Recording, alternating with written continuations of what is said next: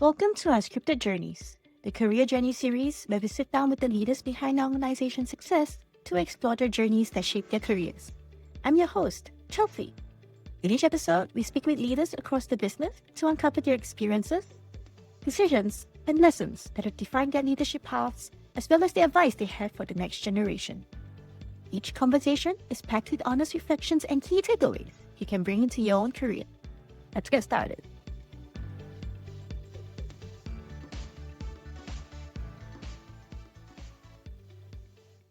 Good morning, Chelsea. My name is Meg. I'm the Compliance Director of Mega Fortris, Berhad. My journey with Mega Fortris has been 19 years today. When the company went public, it had to have this compliance department where I was probably identified to lead this department. And I have a good team that I have tried to build and managed to build, and it's still building. Of course, everybody have their flaws, but I always see flaws as something for them to learn if they are under good guidance. Looking forward to the team as well. I believe that things are going pretty well. So I'm pretty sure your team can only grow from here. Yes, Chelsea, of course. To me, if there's anything wrong, I always talk to my staff. I do mentor them. And if there are complaints from other departments, of course, I take it positively. During the listing, this department was created. Where the company went for a listing exercise, so they had a lot of things to do. ICGs were drawn up, policies, everything were put into position. Yes, because it's not that the company didn't have all this in place, but it had to be properly documented. If it is not right, we rewrite it. I always believe there's no thing like a death penalty in making mistakes. I won't say it's a perfect department. We make sure we learn from it. So make it better. It's not a perfect department, but it's still improving, doing the best we can for the betterment of the company. That's about it. So how did you get started in your career with Mega Fortris? I actually started in 2007. Yeah, but before that, of course, I had experience working elsewhere. My life was a little bit colorful. My journey was, I had a lot of ups and downs during that time. Even right now, there are still ups and downs. But I take it very positively. For every down, I know it will come up again. So I view life very positively. So my journey started in July 2007. So this marks I've just touched my 19th year in Mega Fortris. The CEO, who then was Adrian, now Dato Adrian, he came to Taiping and gave me an appointment letter. So I looked at it. I said, hey, what am I going to do? I was staying in a little town in Taiping. So that was my turning point, where, of course, I had 4 girls, 4 school-going children, and a husband who was suffering Parkinson's. Yeah, he retired early because of his illness. So I started to go back to work in 2005. I took a 15-year career break from my last job in Harrison's and Crossfield, to become a full-time homemaker, home minister. It's a total shift from a full-time working mother to a full-time homemaker. And that was just like 2 years when I just came back into the job market in 2005. After 15 years, I was thinking, since the children are growing, I needed some financial independence. I needed to come out to see how I could contribute towards the family. Yeah, so God has been good all the while. Yeah, so He provided me with a position in 2005 in Mitchell Safeway. At that time, then it was a public listed company and the subsidiary in Taiping. I worked 2 years there before I joined Mega Fortris, after considering Dato Adrian's offer. And Dato Adrian's offer at that time, what role did he offer? It was admin manager, and it was in Mega Rollspec, which is now Mega Security Bags. I worked under Michael Yu that time. I even took care of the production. I did everything from the administration side to looking at the production to making sure the orders are fulfilled, and of course, looking for sales at the same time. So there was a good maybe 4 years or so. That's a lot of different tasks. What did you learn from it? Yeah, in Chinese, they call it one lick kick all. I am really thankful for that opportunity and that window, which actually started my growth journey, because you had to do procurement, you had to make sure the staff going to see that they produce the bags. We were doing security bags. Those we supply to the airlines to secure liquids, aerosols, and gas, the duty-free items. So I had to make sure the quality is good, that's production side of it. And then to manage customers as well, the orders that come in from the parent company, Mega Fortris, because we are a subsidiary of Mega Fortris, you see. So make sure that the orders are managed well, that we produce and deliver on time, and also to handle customer complaints. When you're in the manufacturing industry, when you do products, there's no 100%, there's no 100 perfection towards the product. Once in a while, there is a little bit of flaw, there's a little bit of mistakes. So to attend to customers' complaints and to improve from there. There were a lot of things I was doing, seeing customers, but that was like, so many years ago. With manufacturing, it is hard to achieve the 100% perfection rate. Things are constantly improving and advancing as well. Yes, Especially like nearly about 15 years ago, you would say. Absolutely. What was your biggest career turning point? My biggest career turning point. I mean, 19 years have been spent in Mega Fortris. So I think I've held several positions, from being an admin manager in the subsidiary of this Mega Bank, and then a promotion, some redesignation to several positions, like redesignated to be a PA to the MD, to the CEO, which is Dr. Adrian now. Yeah, I worked there for a few years as a PA, and then after that, in 2016, so 5 years, 2011, I was transferred to the head office, rather, Mega Fortris itself, Mega Fortris Malaysia, Sendiri Berhad. I was in this position for 4 or 5 years. And in 2016, of course, there was a little bit of a turning point, and that was a year when my late husband passed away. So I was onboarded to be a council member in FMM, which is the Federation of Malaysian Manufacturers. One position which I really looked highly upon when I was working in Taipei, in Metro Safeway, when my boss, Dr. Liu Chin-hoi, was a council member, and I said, wow, it's such an honorable position, such a high and prestigious position, being a council member of FMM. But then, it was like, God made things happen for me. So I was onboarded as a council member in 2016. That was after the demise of my late husband. Yeah, I have to thank the then president, Dr. So, who's Tan Sri So now, who onboarded me as a council member. That journey is a good 7 years. Yeah, in 2023, I exited. But then along the line, when I became the council member, of course, I was redesignated from a PA. I became a corporate affairs manager. Then I became a corporate affairs director from 2016 until 2024. I held that position. So it was promotion, you can say. It was redesignation, but it was all good. I believe I learned a lot. I also brought a lot of value, to the company by doing things. When people ask me about job scope, I say, job scope, I think I will do anything that is, tasked upon me. I don't look at my job scope and follow it closely. It's not the right thing to do when you are in a certain level in the company. So I would just do whatever I can to help bring the company up to higher levels. The year you were onboarded in FMM, that moment mustn't be really rewarding, but I think that year was scary and tough. So, and it was pretty, I wouldn't say uncertain, because in terms of career, it was good, but in terms of your personal life, it was pretty tough. So how did you stay motivated during that time? Yeah, I had to do a good balance, because not many people get the opportunity to serve as a council member, okay?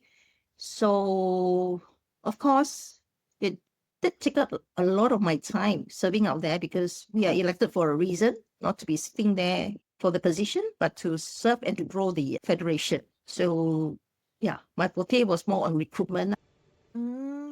Staying positive basically was your way of staying motivated during that time. Was what kept me moving until today.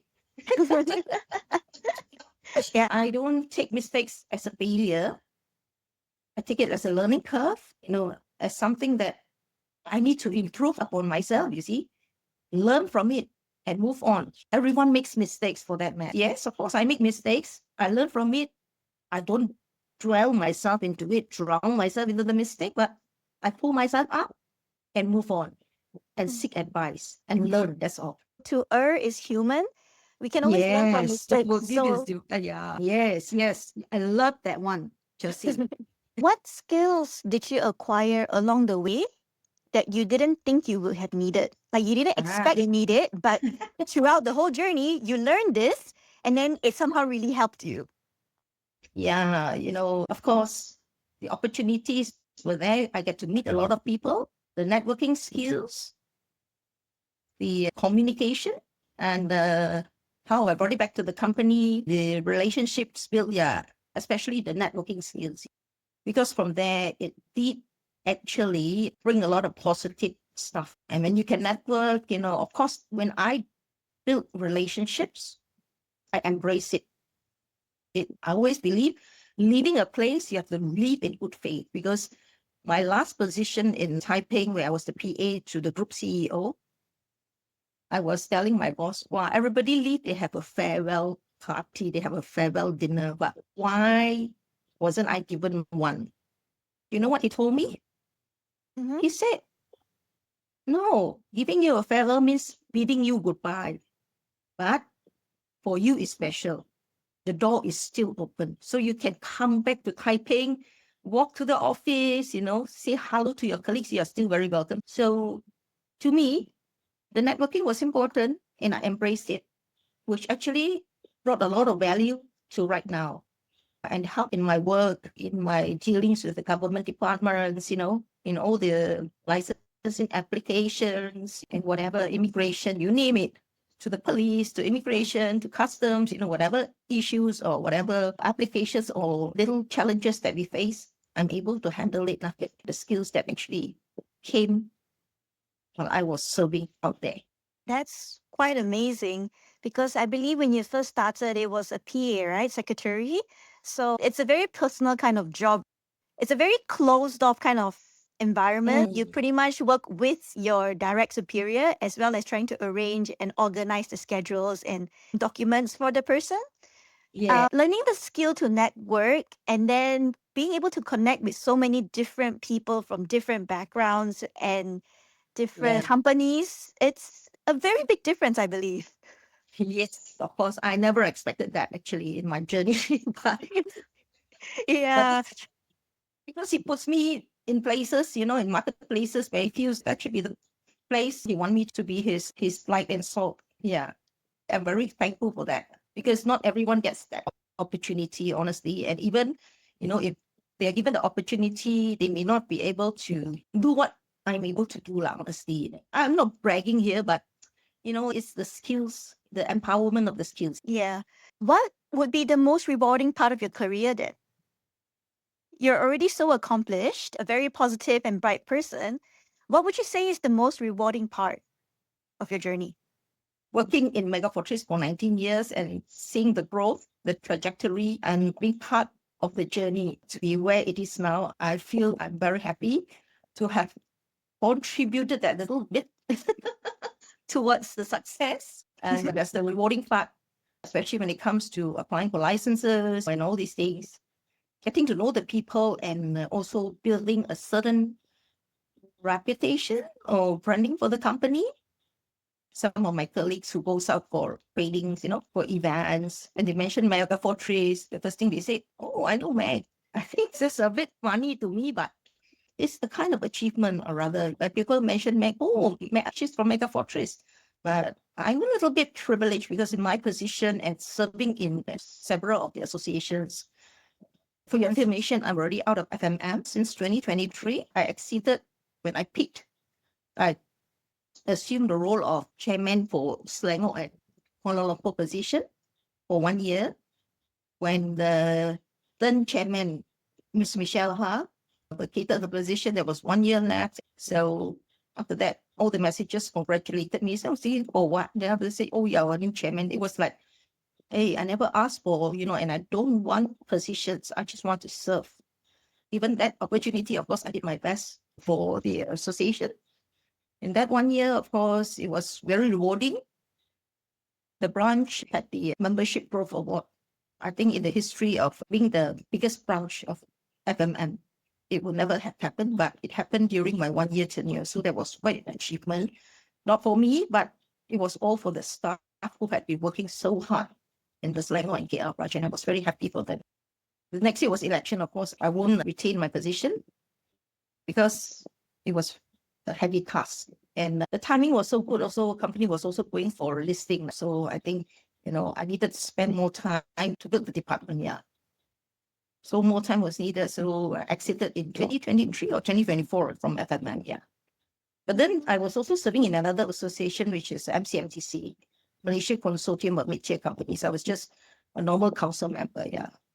And the next year elected me as the Secretary General, so which I served for one term. And just recently this year, I also got re-elected when I was away again in Tajikistan, in Central Asia, trying to build relationships and connections for the company to look into Central Asian markets. And also MICCI, now I'm serving MICCI as well as a General Counsel. Yeah, so these two positions also gave me a good platform. Sometimes when you serve, people do acknowledge your service. It's not that I went to market myself, say I want to serve, but I offered, I put my nomination in. I just left it as, okay, if the association and the members still want me, they would vote for me. If they don't want, I will still exit graciously, that's all, and still be part of the association. And God willing, this year, I was made one of the vice president for MCMTC. So this is something good for the company as well, yeah. Has your definition of success changed as your career has progressed? Your career journey itself was not, I would say, conventional. Starting off from the bottom of the grunt work, like in sales, and then moving up to sales director.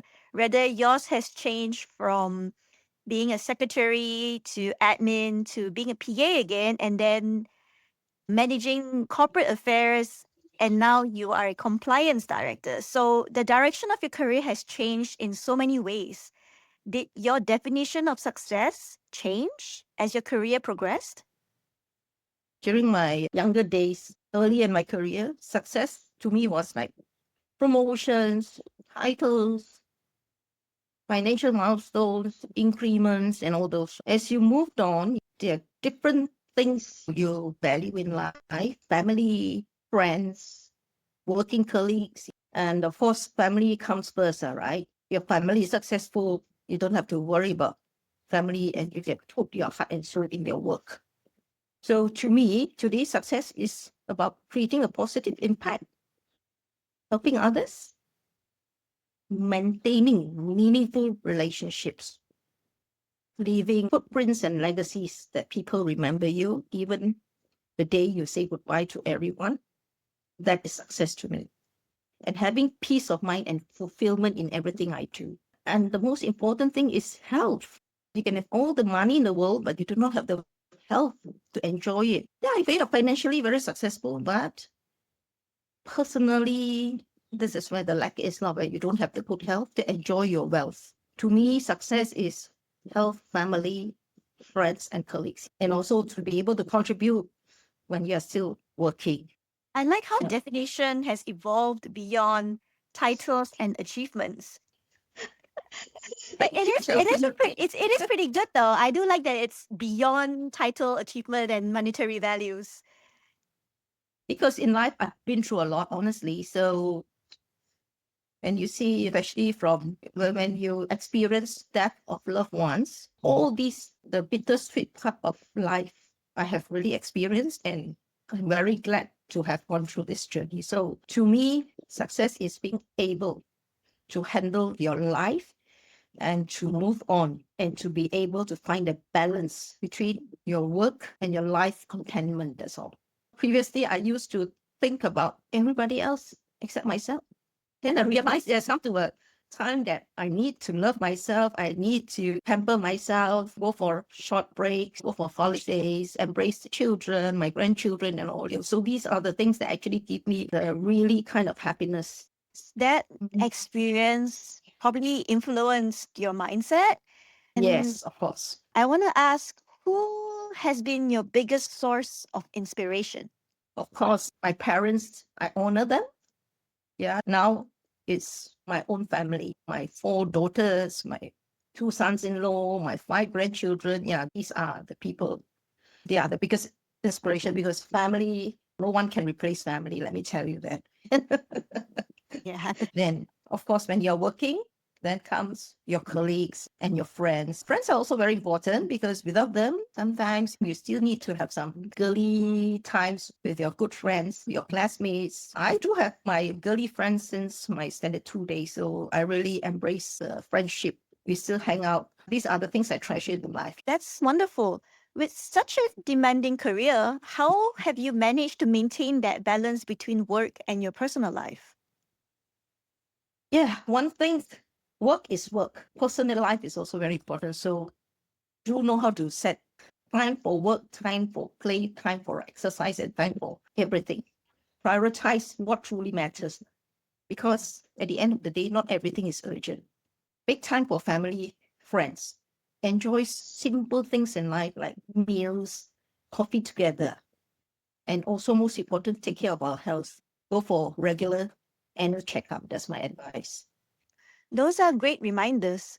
In the Yeah. very beginning, you've mentioned that you are guiding a team, so you've mentored many people over the years. What does leadership and mentorship mean to you personally? To me, leadership is about inspiring, influencing, and guiding others while serving with integrity. When it comes to mentorship, I'm also one of the mentors in MCFTC, which I'm serving as a VP now. We do have mentees, of course, with our experience. We, of course, share. So, mentorship is about investing in people, sharing our knowledge, our experience, and encouraging them to grow and succeed. So, the difference between leadership and mentorship, I can clearly tell that a leader creates followers for today, but a mentor develops leaders for tomorrow. It is both to do with leadership again, you see, but at which point is this leadership and mentorship, what role they play? So Yes. leaders, yes, people follow leaders, but mentors, you actually help them succeed and become leaders of tomorrow, probably. You never know. Yeah. I love that quote. It really captures the difference between managing people and developing them. Yes, Chelsea. Looking ahead, where do you see yourself in the next 5 or 10 years? Wow, this is $1 million question. Where do I see myself in the next 5 to 10 years? Okay, honestly, by then, even before, probably before 5 years, I would have retired fully. But it's not retirement per se, but I will still find useful things to do, to contribute back to society, to do pro bono work, to fill my time so fully. Then, playing with the grandchildren who will be big, helping to send them to school. So many things I have in store. But the next 5 to 10 years in my career, of course, I would have been fully retired, honestly. And there will be people who will be succeeding in the succession planning. I will still not retire fully, probably from a full-time job, but I will still be, engaging myself, hopefully outside, helping people, having a little bit more me time, yum cha with my, more times of yum cha with my friends. I somehow don't think you'll ever stop contributing completely. I have to tell myself, life is not just revolving around work, right? Of course, I will still be helping if the company still requires my service to train whoever will be willing to take over the position. Yeah. So before that retirement comes, are there any projects that you are excited about? Yeah, recently I went on this trip to Central Asia, to Tajikistan and Uzbekistan. Of course, with the encouragement from the Tajikistan ambassador in Malaysia. He was very excited to say, oh, and he looked at our presence in the world map, which actually is in our brochure, in the company catalog. So he was pointing, wow, you have dots everywhere. There's a dot missing. You know where? We know it's obviously in Central Asia. You need to put a dot here. So he came for a meeting with our group CEO, Dato Adrian, and a few of us. And it was there that, Adrian also, we have been looking at that, honestly. Adrian said, okay, just go there. Appointments were done like from a G to G level. That means the embassies here arranged with their local embassies back in their home country. We were very honored to be received there and had very good meetings there. I'm glad to be part of this in the kick-off site where I could help when it comes to dealing from government to government levels and to be able to facilitate, most important of all, whatever colleagues are doing the job, the support will definitely be there because it's all for the growth and betterment of the company. That sounds so exciting for the company. So many things are happening, and it's on a government level, which is like next level already. Of course, it's the connections again. It's not what you know. You can know Yeah. everything, but if you don't know the people, then it's a bit sad now, you know. Gratitude really comes true when you talk about your journey because you're really grateful and appreciative of the chances and opportunities you get with the people that you meet as well. Yeah, the favor especially, yeah, from the Yeah. people. So, is there anything about your career that people are usually surprised to learn? Yeah, I'm a compliance director, but why are you doing all these things? People ask me. As the compliance director, I have to oversee the ESG, the sustainability department, the compliance department, dealing with all these, the statutories, the government, immigration, everything. Of course, it is compliance again, yes, to make sure the company everything is in compliance. And not only for the company, it includes our subsidiaries. So you can imagine the work is humongous. But I have a team that can really support me in all these, that enables me to have time to even serve outside. And at the same time, I need to juggle between serving pro bono in associations and also, giving back my best to the company. I can see how that kind of mindset has helped you throughout your career.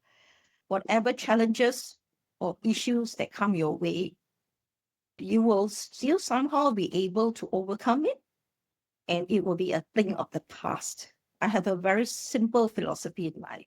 We have two choices in life. One is to be happy. The other one is to be sad. I choose to be happy because when you're happy, you're very positive, not to dwell in your mistakes that you made earlier on, but to move on. It's a very good advice. With how things are in the world, there are so many things that want to pull you down, put you down. It's a good advice to stay positive, choose to be happy, and keep moving forward. Yeah. Never judge people like as well. Always give people benefit of doubt. Everyone is a good person to me. I'm very thankful to God for giving me all the wisdom to be able to carry this job to the best of my ability.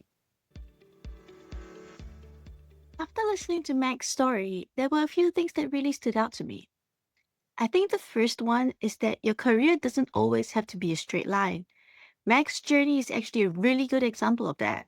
She took a 15-year career break to focus on her family, came back into the workforce, and then went through so many different roles, from admin to being a PA, to corporate affairs and eventually becoming a compliance director. And I think that's quite encouraging because sometimes we feel like we need to have everything figured out.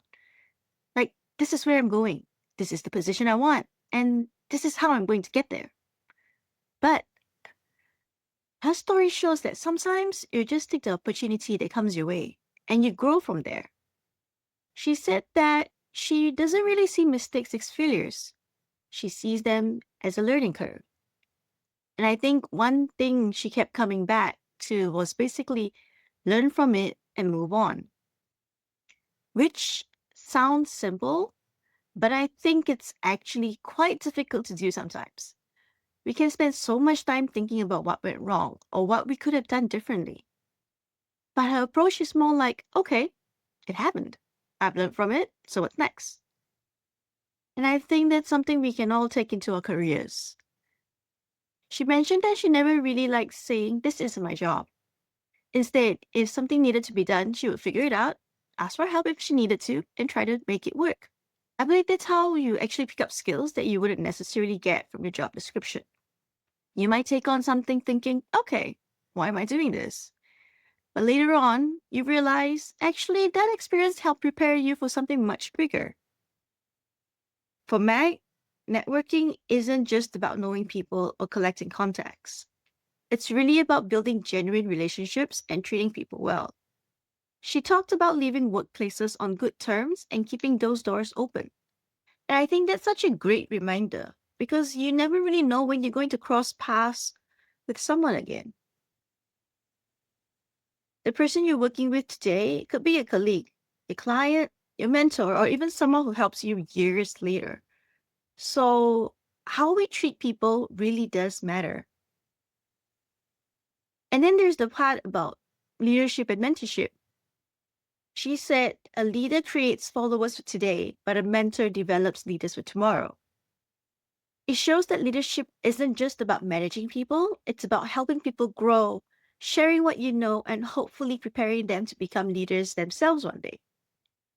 When she was younger, success was more about promotions, titles, salary, and career milestones.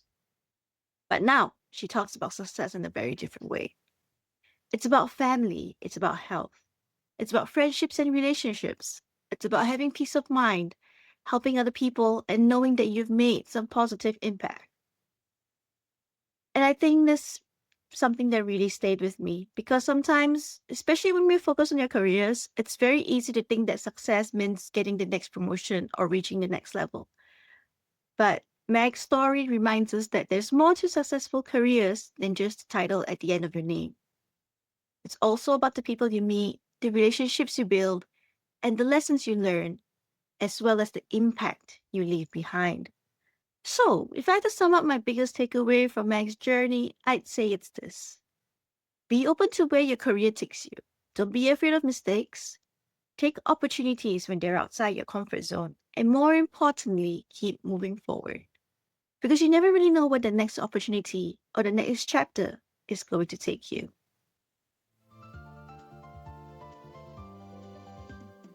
That brings us to the end of today's episode. We hope you found valuable insights and key takeaways from this conversation. If you have any thoughts, reflections, or questions, we'd love to hear from you. Thanks for listening, and we'll see you in the next episode of Unscripted Journeys.